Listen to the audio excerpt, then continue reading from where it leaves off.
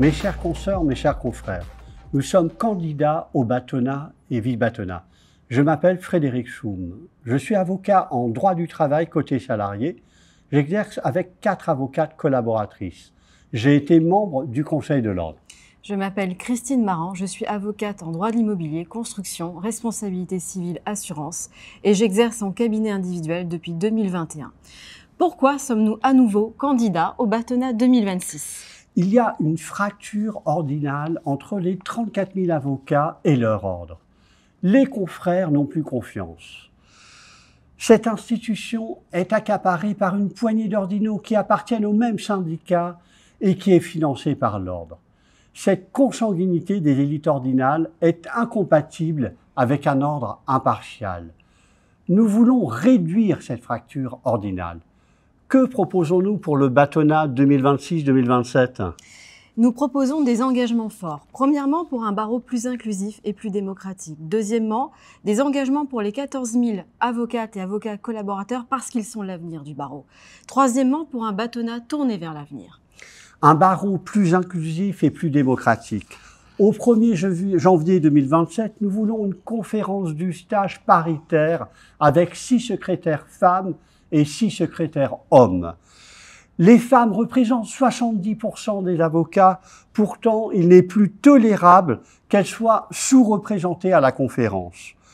Pour les procédures criminelles, le bâtonnier pourra désigner tout confrère qui pratique le droit pénal et après un examen des connaissances, les secrétaires de la conférence conservant 2/3 des désignations.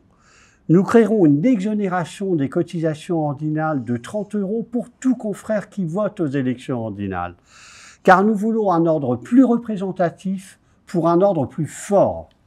Pour les avocats collaborateurs, il y a 14 000 avocates et avocats collaborateurs, dont 70% de femmes et 30% d'hommes. Ils représentent 40% du barreau de Paris. Nous avons 5 mesures phares. La première, les avocates et les avocats collaborateurs ainsi que les élèves avocats bénéficieront de 2 jours de télétravail par mois opposables à leur cabinet via une modification de l'article 14 du RIBP. Ceci permettra une meilleure qualité de vie au travail et améliorera la productivité des cabinets. Parallèlement, nous aiderons les cabinets à s'équiper en VPN. Deuxièmement, les consoeurs et les confrères ne prêtent pas serment pour être harcelés au cabinet. Nous lancerons un plan d'urgence pour lutter contre les violences sexistes et sexuelles, le harcèlement et l'égalité des rémunérations femmes-hommes au sein des cabinets. Nous renforcerons les effectifs de la commission déontologie et de la Comadis afin de briser l'omerta. Le minimal ordinal passera à 4 300 €, sauf demande motivée du cabinet qui sera appréciée par le rapporteur. L'ordre doit également favoriser la parentalité. Nous créerons pour cela des partenariats avec les entreprises spécialisées dans l'enfance pour faciliter l'obtention de places en crèche à Paris et en Île-de-France. Enfin, l'ordre organisera un référendum dès mi-2026 sur la mise en place d'une assurance perte collaboration qui sera entièrement financée par les cotisations ordinales. Un bâtonnat tourné vers l'avenir. La CARPA a réalisé 70 millions € de bénéfices en 2023-2024.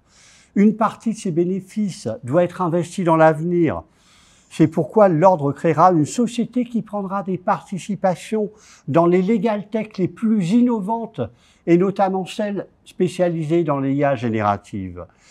Nous formerons également les 34 000 avocats à l'IA générative. Cet outil doit être disponible pour tous les confrères, quelle que soit la taille de leur cabinet. Voilà quelques-unes de nos propositions. Ensemble, nous réduirons la fracture ordinale. Changeons l'ordre.